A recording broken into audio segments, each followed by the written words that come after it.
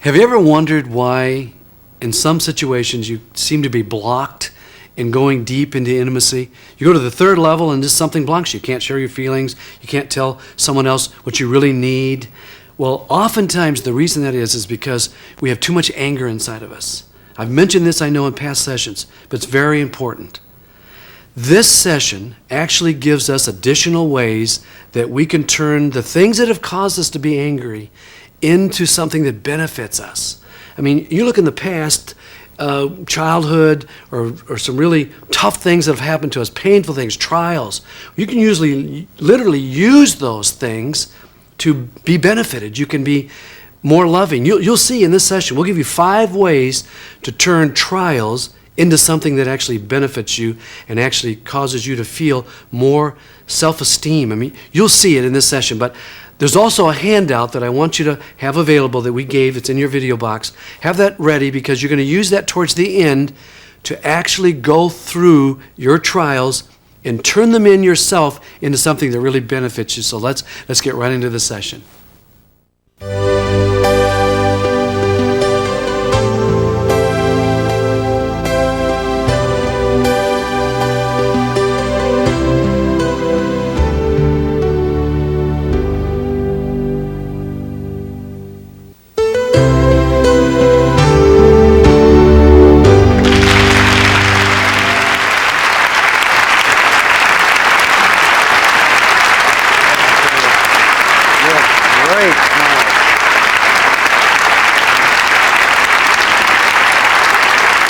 You have absolutely great smiles. There's no question about that.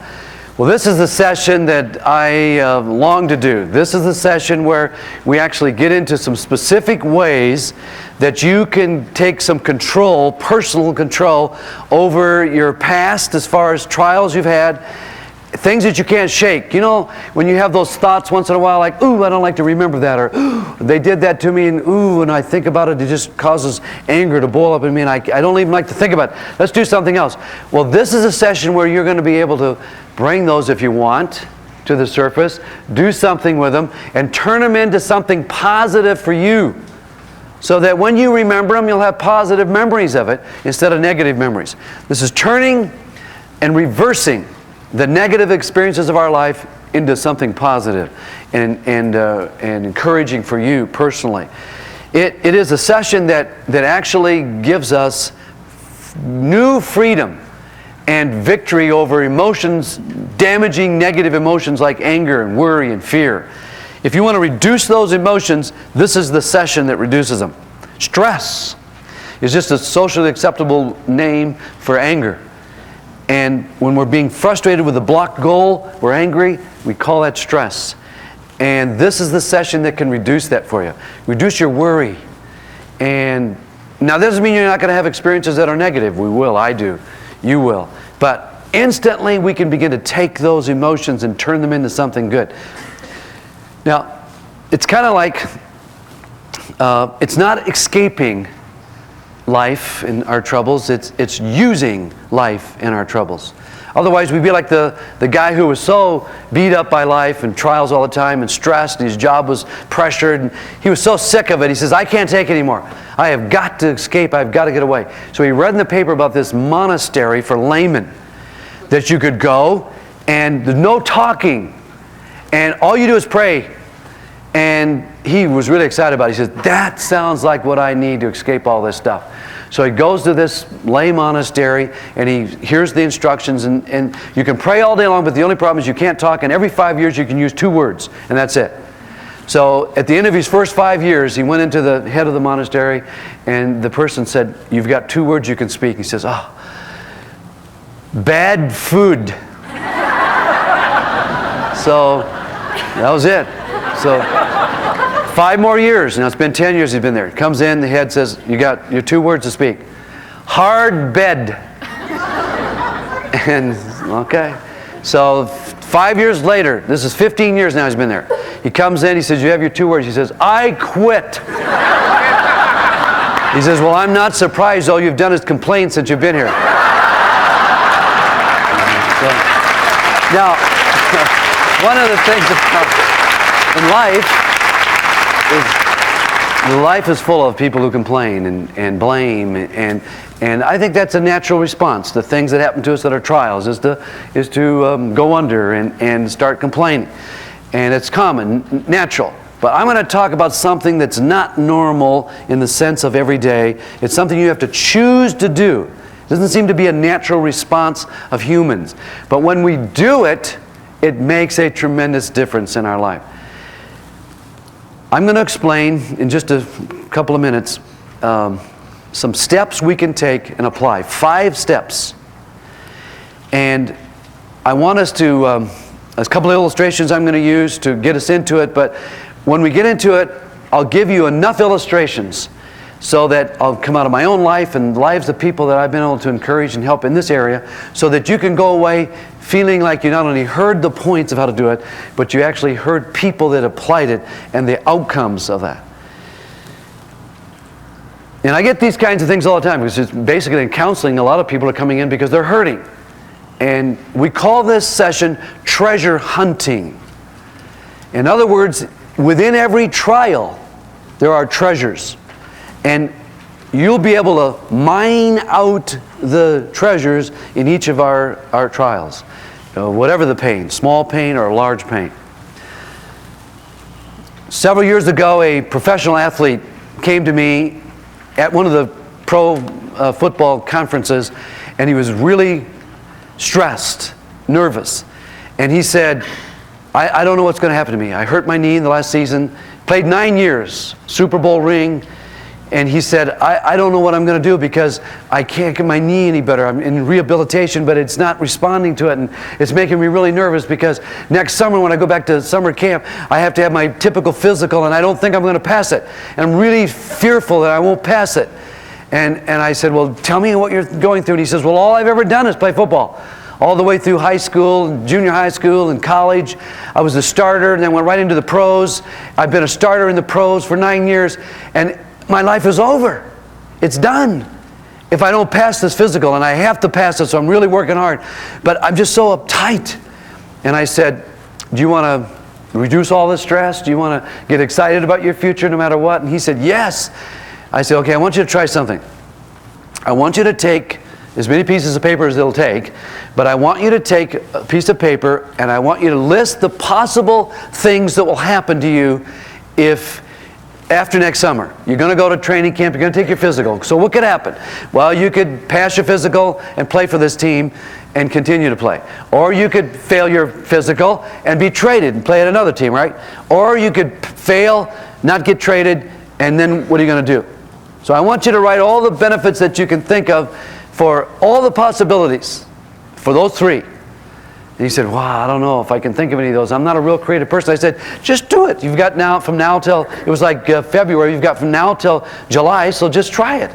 And get help from your wife and friends, and you just do it.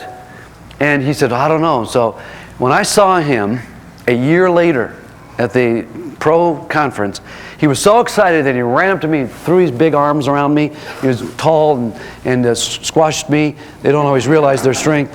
And he said, I'm just so excited to tell you what happened. I did what you suggested. I took those sheets of paper and I started writing down all the benefits of each one of those things happening to me. And I was so excited by the time I got to training camp that if I didn't get to play, I was as excited about that as I was if I could play. But I wasn't telling anybody. So I took my physical, and I was waiting to hear what was going to happen. And then the coach called me in. And it's a very traumatic time for a coach, too. So he's in the meeting, and the coach says, have we had some great times in this team or what? I mean, have we won some games? You know, have we had some struggles? You know, he was trying to set him up. Has this been a wonderful, exciting career? Have you enjoyed all this? Yes, I really have. It's been a great time here, Coach. He said, well, I want to tell you that you didn't pass. I hate telling you this.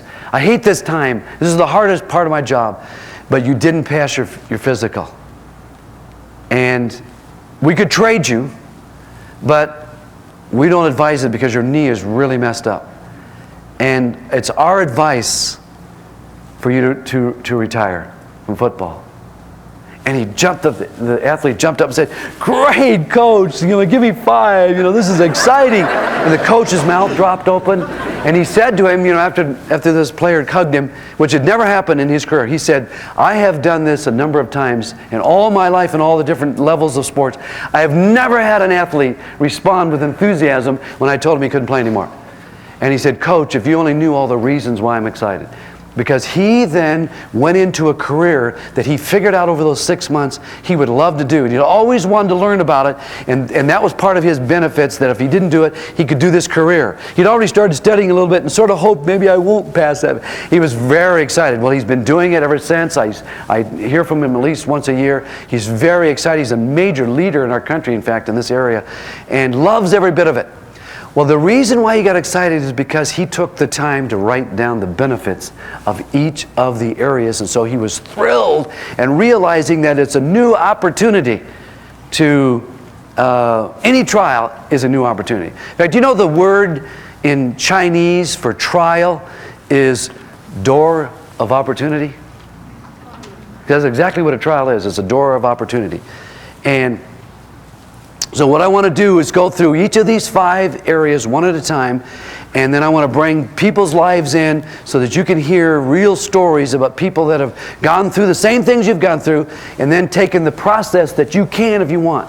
Because I can assure you, you will feel different and better and more valuable as you go through this. 5 practical things. Number 1, what we want to do when we're in a painful experience or a painful memory, whatever happened to you when you were a child, you're going through a trial of some kind, is you want to inspect the actual damage that's being done or was done. Now, again, nothing is ever as bad as it seems or as good as it appears. I mean, nothing is ever quite as bad, but we have to actually look at the damage. What is actually taking place here? And we gather the facts, we actually look at this, and see, I already know, so it's easier for me to do, I already know good things are going to come out of this. So I can actually relax, because I have hope. I know great things are going to happen. And that's what I want to assure you with, of course, but I know it's going to happen, so it's easier for me to gather all of the facts. I met a psychologist out in the Philadelphia area, Dr. Tom Whiteman, and in our conversation about what he does, he told me that one of the greatest experiences of his life was when his wife divorced him. And I said, "Run that one by again, And he said, "What happened to me is that I was a young husband, probably married about 4 or 5 years, and my wife left me and then divorced me. I was devastated. It wiped me out. It destroyed me. It so discouraged me that I was so low for so long that I never thought I could come out of it. And then I started treasure hunting it. I started looking for what doors of opportunity does this open up for me.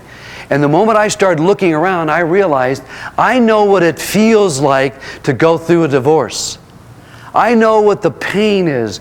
I know what children must feel. I mean, I've experienced it myself. So what did he do? He went back to school. He got his PhD in counseling. He has an entire organization that's nationwide now called Fresh Start, where people from all across our country can come in, take either a seminar, read some of his books. He counsels children and couples who've gone through divorce. Why is he effective in this? Because he knows how they feel. It opened the whole door. He happened to remarry a wonderful person, the children, they have a great relationship. He said, all of this stuff is opened up because of the pain I went through. But see, now for a while he was miserable, just like any one of us would be. But that's what happened. So that's number 1. Just inspect the actual damage. 2, avoid extreme thoughts. This is so normal, but we have to avoid extreme thoughts. What I mean by that is saying, "Oh, this is the worst thing that's ever happened to me. Oh, this is terrible. Oh, I'll never be the same. Life will never be the same. I'm ruined." See, those emotions, we can't let those go wild. We have to actually hold them down. We have to say, hold it, mind, relax.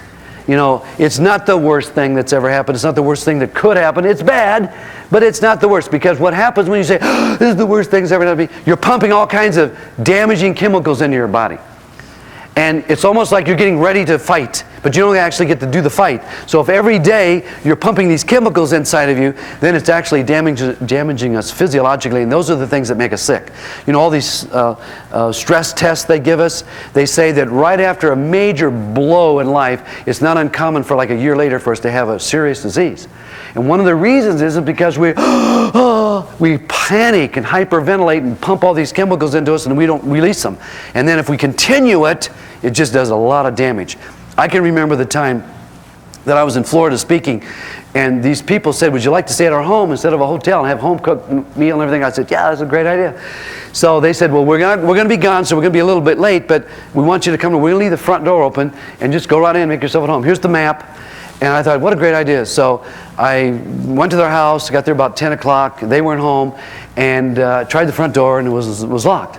And I tried a couple of the windows, and they were locked. And I looked around to see if the neighbors thought I was breaking in, and I thought, well, I'll just go around the back. So I tried to find the gate, and there was the gate, big fence, and I opened up the gate. It's night now, and the moon is out, so you can just see a little bit. And I get about 10 feet in there to go to the back door, and here comes this humongous dog straight at me. Big, hairy thing coming straight at me, just, and I look at it, I go, oh no, I'm dead. I'm dying right here in this guy's backyard.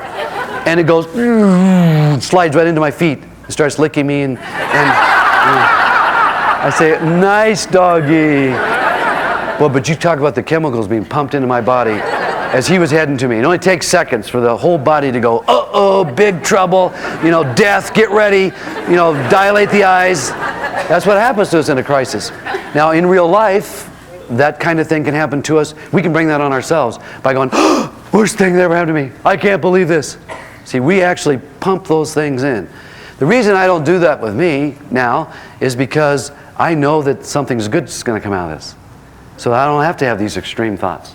If anything, I have I can't do it immediately when it's a real big trial. But in a few minutes or hours, I can start treasure hunting, which we'll get to in a minute. Number 3 is avoid the blame game. As soon as we get into blaming, well, I'm unhappy because of this, or this has happened to me, and I can't stand that. I have a good friend who he was an All-American football player in high school, and he was recruited by a major university, and the coach actually came to his town, met with his family, and they said, you're going to be an All-American college, you're going to play pros, you're the best I've ever recruited, you're going to start, you're going to do everything. He gets to this major university and he doesn't start. And the coach messes with him and plays another person who was a double All-American. And so they had to fight, they had to vie against each other with competition. And that was part of the strategy of the coaches, is put them in conflict with each other and we're going to win. And they had a great team. But it made this player, my friend, so angry that there were times where he wanted to go injure this coach. In fact, during one of the practices, he actually ran onto the field to grab the assistant coach. And he was going to try to do some major, they're strong at that time. And the players grabbed him and held him off. But he was really going to do this because he was blaming his lack of success on the coaches. And I was told this, and I was promised that, and I can't believe they're not following through. And all this time, of course, he was raised by a father who he hated, basically. There was very little relationship. He was very abusive. His father used to beat him up, and he told me stories about him kicking him into the corner of the cupboard in the kitchen, got him in there and just pound him right in, and pretty damaging things. So here's a man who's got all the reason in the world to blame, but he leaves the university. In fact, the coach set him up to play for the Bears. And he literally thought the coach was trying to mess with his brain because that was the time the Bears weren't winning anything. And had he gone there, he probably could have replaced a couple of those running backs that left the Bears at that time. But he didn't do it. He went to the New England Patriots instead, and then problems in that area. But so he had all kinds of reasons to blame. If they would have given me more time, I could have been a famous pro football player. All those thoughts, I'm sure. But what he did was face and take responsibility for his own life. And then he began to treasure hunt, began to change, and began to see the value in what happened to him. And today, if you met him, you would not know that he ever had a time in his life where he ever blamed. I mean, he is the happiest person I know. Hugs everybody. He warm, relational. But guess what he has? A great relationship with his dad. His dad lives actually in their home. Loves his dad. Great time. But guess what's even more amazing? Guess of all the players this coach had in his career, the only one that ever hugs him is this one player. He goes back and sees him from time to time. In fact, when he was in the hospital not long ago, this one football coach was calling him almost every day and talking to him up to an hour. Why? Because this player has a good relationship with him, hugs him, tells him he loves him. All because he took responsibility and because he started treasure hunting and not blaming. And in fact, he didn't even play on the championship Peach Bowl team when this school played. He had already graduated and gone on. But the coach loves him so much, and you can imagine what they were like at the university. They hated each other. But he likes him so much today that he invited him to the 20-year reunion of the Peach Bowl celebration and wanted him to be in the parade for the Peach Bowl celebration, and had the announcer call him out of the stands to stand with the team so they could have a team picture of the Peach Bowl players. He wasn't in the Peach Bowl. He'd already graduated. He said, "Coach, remember, I wasn't here. I don't care. Get out of here. You got to be in this picture. Do we want him in this picture, team?" They said, "Yes, get him out here. We don't want the picture." Can you imagine? But that relationship came out of him reversing it, going back to the coach, and developing a loving relationship instead of blaming. Very successful today in everything he does. In fact, he's here. And during the discussion, during one of our sessions, I asked, "Well, what do you guys talked about your love language?" And she said he does just about everything just perfect in their relationship. But there was a time when he wouldn't have done that because he was filled with a lot of anger and blame. And he was a tough person. And stories of him just beating people up out of the rage he felt inside him. But that's gone. It's not there anymore. That's an extreme case in one way of anger, but it shows how possible, if that can happen, how much more can it happen with us? So that is that whole area of we got to stop the blame. I have a niece who's not married, and she's about 35 or so, and people have a interesting way of encouraging some single people. Do you know what I mean? They say, "When are you going to get married?" Or "What's wrong with you?" You know, and they have to go through that trial. But my niece is never blaming anybody. She's so happy. She's encouraged with life. In fact, one time at my seminar, a person came down. She was standing there with me. A person came down, and during the conversation, she said, "Well, why aren't you married?" I thought, "Why aren't you married?" You know, what a question to have. And here's what this is my niece's standard response. She put her head down like this, and she said, "Well, I just guess God wants me happy."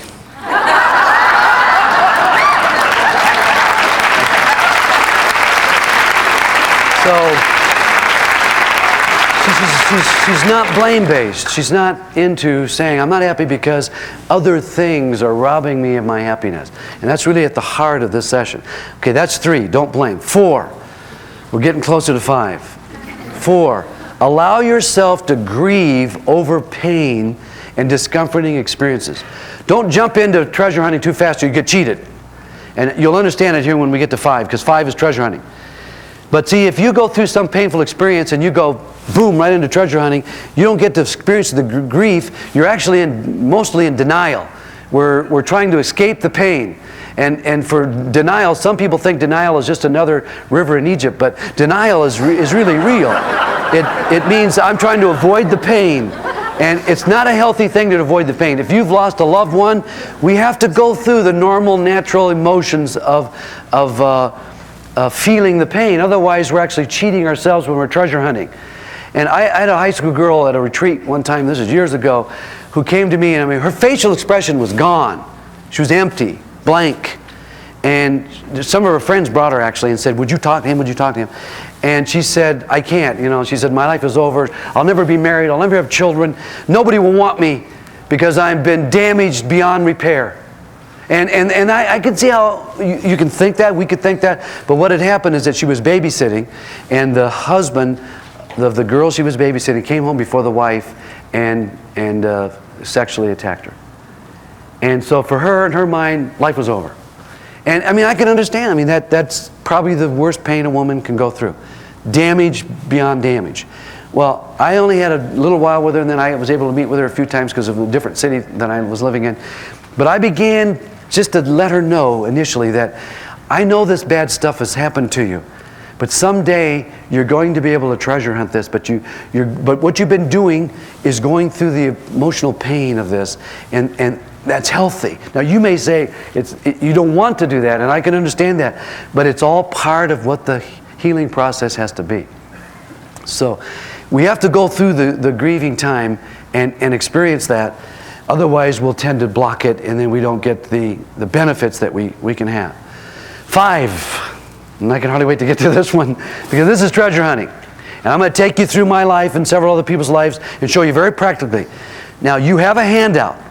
It's in your manual on the 5 columns that you go through to treasure hunt anything and everything. This is your life homework. This goes on forever. This is not something you do for a week and you're done with it. This is something you can do anytime you want, as long as you want, for the rest of your life. And it will enrich you to places where you will wonder, I can't believe how enriched I am and full I am, even though we've been beat up in life. All right, I'm going to go through my own life first. And so 5 columns. And I want to take you through these 5 columns, one at a time, using my own life and my kids' lives and people I've known and helped go through this. This is such a part of me that I can do it from memory, and I encourage you to memorize it. And it's such a part of my kids and many of my friends. Column 1 is to list all the things, and you might say, well, why are you doing this? Because all 5 of these columns are going to be positive eventually. So we're starting with the first positive column. And you write on it as many as you want of all the things you appreciate about yourself. Just whatever it is. What you look like, your family, what you've accomplished. I don't care what it is, if it's positive. And if you're embarrassed to do it, put it in some kind of code, so that if somebody finds it and this could be in a very private diary you may want to do. But just, I'm just, as you know, I'm not real private in a lot of things about my life, so just list all the things that are positive about yourself. Second column, list all the ones that are the major trials that you've experienced in life. The big ones. The things that have dropped your self-esteem. Things that have discouraged you. Things that are painful. The big ones. Maybe there's 20. Maybe there's 10. Maybe there's 5. Maybe there's 100. I don't know. But whatever they are, and then after you've listed them, and it could be pages. I'm not sure what you've gone through. But then prioritize them. Say, well, this is the worst one, number 1. This is the second worst, third, fourth, whatever. So you can see the numbers. Because when you treasure hunt, you want to start with the best first. The worst first. Take my life, and I'll before I get into the next category, I'll just do some things in my own life. Everything about me I've treasure hunted. There's nothing negative about me today. Now there are things that you may see that are negative, but I don't see them because I've treasure hunted everything. And my self-esteem and self-value is as high as it needs to be for me. And so you can raise it as high as you want. But this is how I do it. Just look at my life. I was raised the last of 6 kids. My mother went to the 8th grade. My father graduated from high school, but neither one of them were concerned whether I ever did anything academically or not. Never even knew that they should be concerned about it. That was that age. And so I went to a different school every year of my life, and sometimes 2 schools a year. So we moved all the time. It was like we were gypsies. And I'm a very tolerant person today. I can go to a different motel and stay, different town and stay. A lot of that's very beneficial to me today because of what I do. So I've treasure hunted that. I used to say, I wish my folks would have stayed put for a while so I could have got an education. And I could have gotten into blame and discouraged and felt like, oh, woe is me. Life has taken advantage of me. I don't think that way. I think, what's the positive thing that's happened because my folks moving all the time?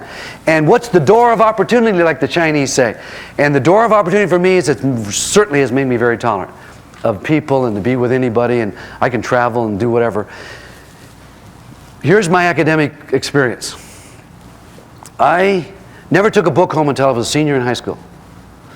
I failed the 3rd grade because I went to the California schools at that time when I was in 1st and 2nd grade, where they were teaching students how to color, because it was a progressive education and you wanted to express themselves, and whenever they get ready to learn, they'll learn.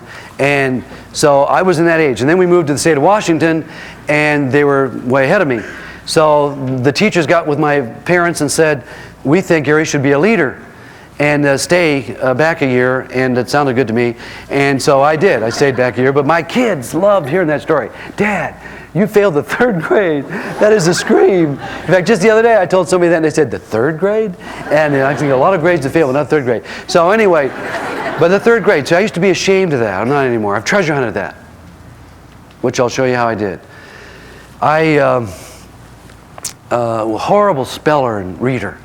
When I was a junior in college, the only way I went to college is that somebody encouraged me and said, go for a year, and if you make it, I'll pay all your waves, $8 a semester, and if you don't make it, come back, I'll give you a job back. It was that kind of thing. And I did it. By the end of my 2nd year, I had a 1.6, a year and a half, I had a 1.6 average. It wasn't really big. I didn't know you could study. I didn't know you could learn to study. I thought people who went to college were naturally able to do that. I didn't know you could actually learn how to do. So I got a little letter from the school, junior college, that if I don't come up to a 2.0 at the end of my 2nd year, that I was out. And I thought, well, it didn't bother me. I was the only one in my family who ever went to college. And I thought, well, I'll try my best, but I had no idea. No one ever tutored me and to help me figure out. So I got a 2.4 that semester, which moved it up to a 2.0, and I stayed in. And then my junior year, I had a kindergarten teacher tutoring me on how to read. And see, I was really ashamed of all this and very embarrassed and isolated from a lot of people, any kind of academic things, because I was afraid that I was going to get embarrassed. And one time, I was in a group of about 100 college kids, and I was the president of this group. And there are people around us that don't know how to read, and we would never know it, because they avoid the situations that put them in awkward places. Well, we had a visiting speaker, and he asked for somebody to read the section of this thing he was teaching, and he called on me. He said, would you mind reading it? I mean, my face the blood left. And I thought, I'm the president of this group. People are now going to know what's going on here. And I started reading, and I couldn't make it through it. And people were silent. And then somebody picked up the book and started reading it, and I sat down. Horrible experience. And I could have been a blame person. But since that time, I've written 11 books. and people think, well, how can you do that? Because I treasure hunted this. And I got great things out of not being a good reader and a good speller. You'd think you should be a good grammar student to be an author, right? Well, I'm a living testimony that you can win awards and not be able to do that stuff. And as a matter of fact,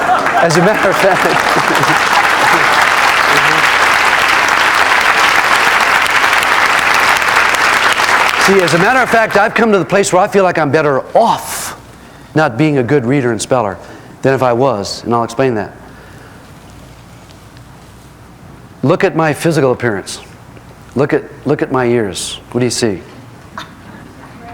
See anything unusual about my ears? Do you see anything unusual? Look at both of them. See anything? Maybe it doesn't show as much anymore. Don't you see one sticking out further than the other one? See, you did see it. You just didn't know. She's a golden retriever. She said, I'm not going to say anything about that. Hurt your feelings. Well, every kid that you're growing up with finds every flaw you have, right? And they point it out. I was known as Big Ear. I was known as Gummer. My brother used to call me Gummer because every time I smile, all my gums would show. And that's all it would show. And so, hey, Gummer, And my parents never took me to a dentist at all. And so at one point when I was like, 7 or 8, she finally took me and my mouth was just full of cavities. So they just jerked out all the teeth. And I just thought this was the way you do it. I never thought to ask, shouldn't we try to save some of these? And so I had a messed up mouth. In fact, when I smile, I've had friends of me say, before long you're going to be smiling on the side of your face because your teeth are all drifting way over. But there is a dentist right in this town, incidentally, that's taking care of me now and straightening things up a little bit. But you know what? I treasure hunt my mouth. I treasure hunt my ears. My hair. I have some things to say about my baldness later on. And see, I'm not embarrassed by any of this stuff. I treasure hunt everything that could be negative and affect my self-esteem. So that's that second column. I could go on and on, just like you could, about the things that have beat me up in life and jobs I've lost and been fired and just the same kind of thing you've been through. Lots of trouble. But all of those things have been treasure hunted. Third column is to list the people that you could turn to for support. Your family, friends, a minister, somebody teacher. I mean, just somebody who would support you in the process. Because when you treasure hunt, it's always good to have one or two other people helping you treasure hunt. Because we can lose our thinking and creativity about what's really good about this. And other people can see things about us that we can't always see. So it's good to have other people involved. So I always make a list of my support team. People I've known for years and years. Fourth column. Here's the great one. This is the gold. This is the treasure you find in trials. This is where we change. This is where our self-esteem goes up. This is the great column here. This is the column where you list all of the benefits you can think of or get from other people under every one of your trials. So every trial gets its own list of benefits. It's all of them. So let's go back to my bad spelling and reading. Why is that good? Because when I write a book and I write a chapter, I usually put it on a tape recorder and have somebody rough it out, then I look at it, and then I have it smoothed out by an editor, usually, and then I look at it, and I read it, and I think, does this make sense to me? Is this easy to read? I never look at spelling. I don't care about that because the editors will do all that later on. And grammar, I can say it any way I want, and I know a guy or a girl that's good in grammar will fix it. And they have to fix it in a way that I can read it easily, and it's understood easily, and it's simple. It has to be understood by me. I feel sometimes if I was a real, academic person, quote, that it would mess with me in writing books that are understood by ordinary people. And so when I read a chapter, I look at it and I say, does this get me excited? Is there salt in it? Is it easy to read right there? And when you get to the end, do I want to turn the page and go to chapter 2? If I don't feel that way, then I rewrite it. And I keep rewriting. I usually rewrite every chapter about 8 times. And then I say, oh, I'm so glad I didn't do well in school. Because, see, that's a treasure to me now. It's actually benefiting my vocation. And I never wanted to speak in front of people. I used to get sick to my stomach, and have the problems, when I would speak. Because I just felt so inadequate. And it's just like anything. If you want to do it, it's possible. In any area you want to go into. It only takes about 18 months of studying what you'd like to do in the future, about an hour a day, before you start becoming good at it. Because, see, the sky is the limit. You can do basically whatever you want. We're the ones that hold ourselves back. We say, no, I couldn't do that. No, I can never. Are you kidding? There are so many things we could do. And so the more when I used to speak, when I first started speaking in the 70s, I spoke with Dr. Henry Brandt in the Virgin Islands. And every day Henry would get up and speak, and the people would go nuts. They'd give him a standing ovation. And I'd get up and speak, and people would come up afterwards and they'd say, now I was a little bit confused about your presentation, and et cetera, et cetera. And then Henry would meet with me every day and say, you know what, son, if you want to speak to people, you got to think of this and this and this. And I'd say, great. And then he said, do you really want to help people? And I said, yeah. And he said, well, you need to write books. He said 5 things. Write books. You need to make cassettes. You need to make movies. You need to speak at conferences, and you need to counsel. And it's a circle, and it goes like that. And he said, then you'll really be able to help people. So, son, I thought, write books. I thought, that's a joke. If my teachers ever found out about me writing books, they would fall over laughter. And I know that not everybody instantly gets into this kind of thing. I had a girl in my office one time, 16-year-old girl who was on leave really from a mental institute, but she was functioning enough to be at home, and her parents wanted her to see me so that I could teach her to treasure hunt. So she came to my office, and I started listening to all the abuse she had had as a girl. And I listened to about a half hour, and I thought, I could start treasure hunting with her right now. I was just learning to counsel. And so I said, let me start showing you some of the great things that are inside of you because of the stuff you've gone through in life. I said, are you ready for that? And she leaned back in her chair, and she looked at me, and she said, you know what? I think you're crazier than me. Because, see, not everybody's ready to hear this kind of thing. I mean, this is so foreign to the average person. My mom never would do this. I first started learning when she was about 68 or something, and she died about 73, and I never could get her to do this. She just couldn't. And I loved her. I used to say, Mom, if you want to keep blaming everybody and be miserable, that's your choice. But do you want to learn this? Yeah, I want to learn it. But then I'd teach her and she wouldn't do it. But you know what the attitude we have to have when you think of treasure hunting? It's the attitude of the math student. It's a great story. Who, back during the Depression, knew there weren't very many jobs left. And the university professor said, whoever scores the highest on the math test is assured of a job as my assistant, a paying job in the university. There were only about 8 students in the class, and so this one particular student said, I could do this. I know I can. I will work hard. I will get this done. So he studied and studied. He came to the final exam about 15 minutes late. Everybody was taking their test. There were 2 problems on the board and 8 on the written sheet. And he started doing the 8 first. He looked at the ones on the board, looked real complicated. So he did the 8 and finished them. And then he kept trying to work on the 2 on the board and couldn't. Looked around and thought, I got to get these 2 because I want that job. He went, oh. So he went up to the professor who was, was a small class and they could do this, especially with math. And he said, could I take this home? What's the deadline? He said, Friday night's the deadline. He says, okay. So he goes home and he keeps working on these 2 and working on these 2. And one morning he wakes up and he goes, I got an idea. And he does this one problem. He says, I got it. Because now I only have 1 more. So he had 9 of them. He just did 1 more. And he said, I could do it. And he worked and he worked and he worked and he couldn't get it done. He says, I lost my job. So he turned his test into the professor and went home all the weekend. He was depressed the whole time. Sunday morning, still discouraged. Bang, bang, bang, bang on the door of his apartment. And he opens the door and there's his math professor. And he thinks to himself, what are you doing here? And he said, son, he said, you have made history. He said, unbelievable. He said, I forgot to tell you when you came in late that the 2 problems on the board are unsolvable math problems. Einstein went to his death never being able to figure these out. And you figured one of them out. And so you get the job. Now,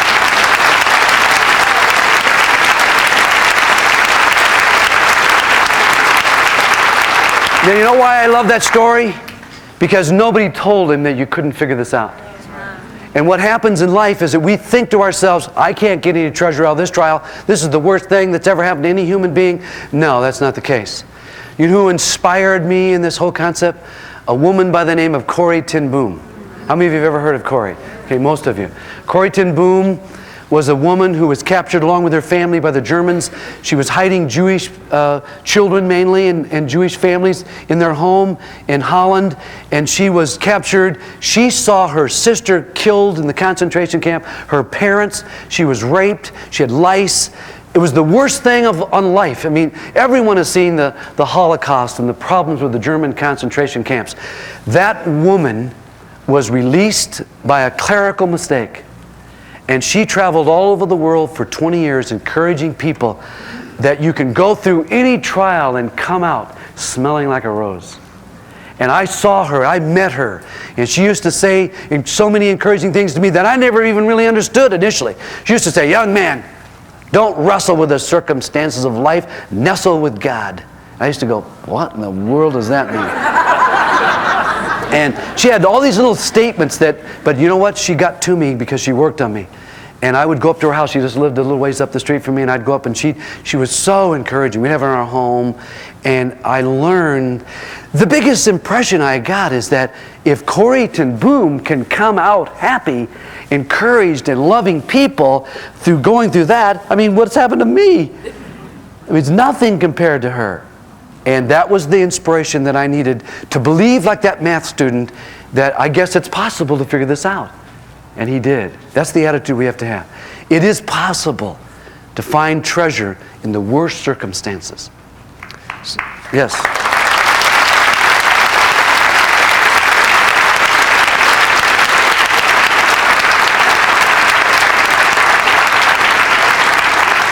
This is our object. Now, watch what I do. Well, I'll take you through my son, Michael. Michael's learned this. Michael's had so many tragedies happen to him physically, broken legs, surgery in stomach, major accidents in his face, glass cut, and you can still see scars, and he's had, just you name it, it's happened. And so we've always treasure hunted everything that's happened to us in our home and in our lives. So Michael was always the one in trouble. So trials are like this poisonous caterpillar. The stinger on it, boom, you know, It's painful. I got stung by something this summer that I couldn't walk for like 3 or 4 days. It was probably one of those centipede things, or it could have been a what do you call it, the scorpion. Could have been that, and hit me right in the heel. Then swelled up, and I had crutches and wheelchair and everything. But poof! See, that's a trial. This is going to represent all the trials. So what we used to do with Michael and everyone is that eventually, as soon as you can, you start wrapping a thread around this or silk around this so you can put it into a cocoon. And every strand of thread going around this is every time you express appreciation for the pain. When you say, I'm just grateful that I'm going through this. I don't like it. I don't like the pain. I wish it wasn't here. But since it's here and it's beyond my control, I want to express appreciation. And with my faith, oftentimes I'll even say, knowing way ahead of time, I'll say, God, I want to thank you for this pain. Because I'm a grateful person for the things that have happened to me, because they all produce good things. And so we used to do this, Michael and our kids, and one of the great things, so we have the column 1 was what he liked about himself. Column 2 was all these trials he'd go through. Column 3 was the family, with a lot of his support system. Column 4 was the benefits. What was one of the best benefits that came out of Michael going through all those crises? He was always being used to draw the family into close-knit bonding, because we were always in a crisis with him about something. And so we would say, Michael, isn't it great that we're such a close family because of you? And he'd say, why me? And this happened one time at Christmas time. We were supposed to go on a ski trip and we couldn't work it out. And so we were all home, sort of moping around. Nobody was really speaking. We were doing a little traditional fondue meat thing, where you take the fondue sticks and put meat in it, put it in this hot oil. And we weren't really speaking. We were sort of grouchy and upset a little bit that we weren't able to go on the ski thing. It was an all expense paid in somebody's private jet. They were going to take us and outfit us and everything. We couldn't work it out schedules, and kids had things to do. And so we were all just a little bit hacked that we couldn't work it out. And we're trying to have a happy, Christmas dinner, and nothing was happy about it. And we're pushing this meat onto our, no one's speaking basically. And Michael thinks, if you can push one piece of meat on, you might as well push 2 on. So I don't know what it was, 10 or something like that. He took 2 pieces of meat, and this is the fondue stick, and you can just see how it goes. And he goes like this, and goes woof, right through the soft part of his hand. This fondue stick is sticking metal right off his hand here, okay? I don't see it initially. He starts screaming, and I'm a little irritated anyway, and I'm irritated he's screaming at the dinner table. So Carrie sees it immediately, and starts to comfort him, and Mom sees it immediately and runs outside. And Greg says he stays calmest in the crisis, and he said, Dad, you better go out in the garage and get the wire cutter. Good idea. So I go out and get the wire cutter and clip it and pull it back through, and we doctor it for him, clean it all up. And so now we're all happy and laughing, and we're feeding him. And he says right at the dinner table, why am I always the one that draws the family into close-knit harmony? I mean, one thing after another, but has Michael learned how to take the crisis in his life, whether it's a girl breaking up with him or anything? Yes. He's a treasure hunter. And he knows how to do it as soon as he gets the strength to do it. Now, what are some of the treasures that have been given to me by my trials? What are some of the treasures for this high school girl? What are some of the treasures of the wife of the pro athlete who'd been attacked all her life and couldn't get along with anybody as an adult? What were the treasures that she had? The treasures are numerous, but they all reflect genuine love. Through a trial, we almost always come out more sensitive, which is the basis of love. Because you get beat up, you're more sensitive. You have an insensitive husband, in the first few years, when he goes through a few trials at work and becomes grateful, much more loving, much more sensitive. We're more compassionate, because now we know how people feel when they suffer. We're much more caring, thoughtful, gentle. Trials just mesh us so that we develop these qualities. These are all characteristics of love. Carefulness, kindness, patience, self-control. I mean, all these things come out of pain. We can start smelling the roses. We slow down. We start looking at values. We realize that people are more important than jobs. So many things happen. We go through a heart attack. Have you ever talked to the people who've gone through heart attacks afterwards, and they come out and they're exercising now and they're stronger? Everything changes for them. They start seeing life differently and enjoying it differently. We're able to feel their pain. We know what they need because we went that way already, which makes us better lovers. We know the feeling of people and the needs of people, which is the basis of intimacy. You want to help people, the greatest thing you can do is feel their pain and know their needs. And then they get help. Well, I only went to the fourth column, but that's just some of them, and you're going to be a better everything, but you have to start your own list. The fifth column is love in action. The fifth column is putting this stuff into use, because if you don't use it, you lose it. That's the tendency.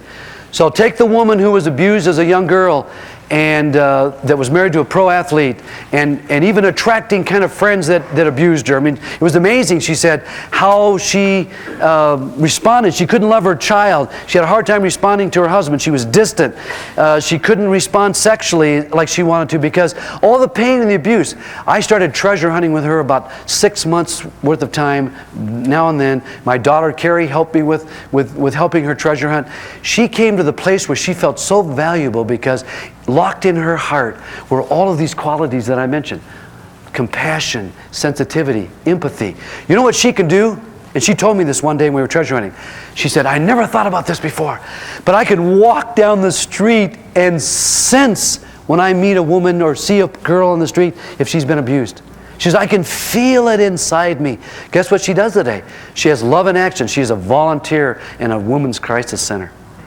There'll be a teenager come into that crisis center just having exposed her father for incest, and she knows she's in trouble. The father's been arrested. She's feeling terrible. She knows her life's over. She comes in, and what does this woman do? This woman puts her arms around. Can she feel what this girl needs? Yes. The little girl says, but you don't know what I've been through. My life is over. And she'll share all this stuff, and then this woman shares her story. And she goes, you went through all that, and you're able to be like this? You seem so normal. You seem so loving. I can't believe it. Why? Because this woman has an excellent opportunity in a women's crisis center because she knows what it's like to be abused. That's her life. That's her ministry. That's where she gets so much joy. Do you think she has high self-esteem? You know it. Why? Because she knows she's a treasure to other people. And those treasures came. Now, obviously, we don't say, we'd abuse one another, so we'd be real effective when we become adults. Nobody does that. I mean, that's not our motive. Most of the people who have abused us were abused themselves when they were children or adults by their parents or friends or a mate. And then maybe their grandparents did. So I always know that. So if I'm going to get abused by somebody, I know they have been abused. And so I look beyond what they're doing, and then I treasure hunt what they've done. So when you get the qualities of love in your heart, guess what you have? Look at this. You get to enjoy the butterfly of love. That's exactly it right there. Huh?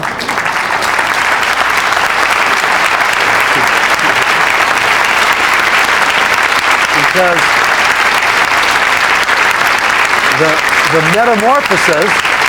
the metamorphosis of pain is love.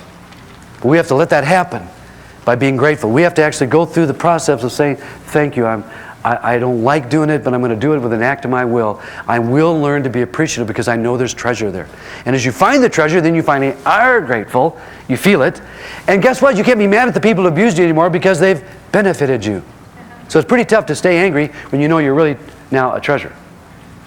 So, and we could go on and on with story after story after story of from the athlete to the people I've talked to, my friends, my family, anyone. Anyone can do this. And I've never found the exception. But if you can't do it, then you almost always need some support team around you. And it can be a counselor. That's a small group. That's a support team. And if you need it, that's great. It's just going to be a matter of time when you're going to see and realize how very, very valuable you are.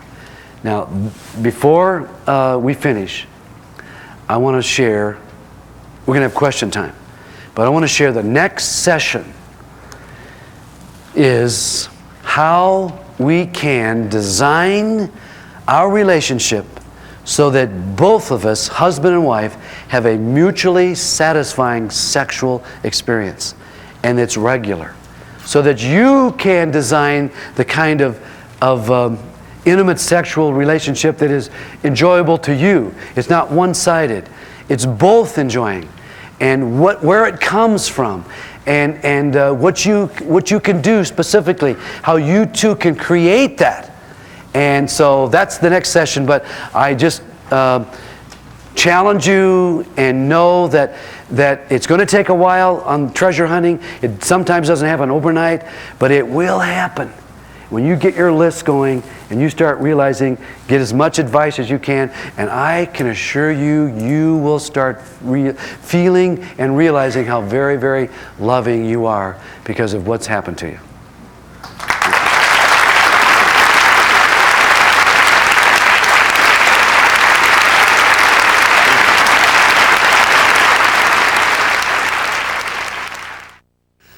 Well, this is a session that I know you realize is going to help you. It's going to help you with your self-esteem. It's going to help you turn any memories that you have in the past that are difficult to bring to the surface, turn those into something that benefits you. But I do want to emphasize that this is a lifetime process. In some cases, it may happen in 3 weeks that you'll feel much better about some past experience. But generally, it happens over a lifetime, so that it's something that we work on continually. Because we're all going to go through trials from time to time, and I'm not immune, no one is, and so we just use this type of information anytime we fall into those difficulties. Well, the very next session we're going to get into is probably one of the most popular sessions when you get into marriage and relationships, and that's the sexual area. The sexual area is probably one of the most misunderstood areas in our country today.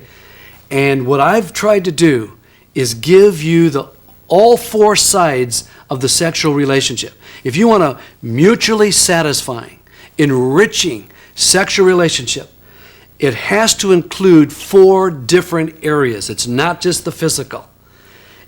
Sex, when it's meaningful, has a variety of things that have to fall together. Well, this video shows you those, illustrates it, explains it so that you can use it immediately and see your own sexual experience enriched. I'm excited about you getting this tape.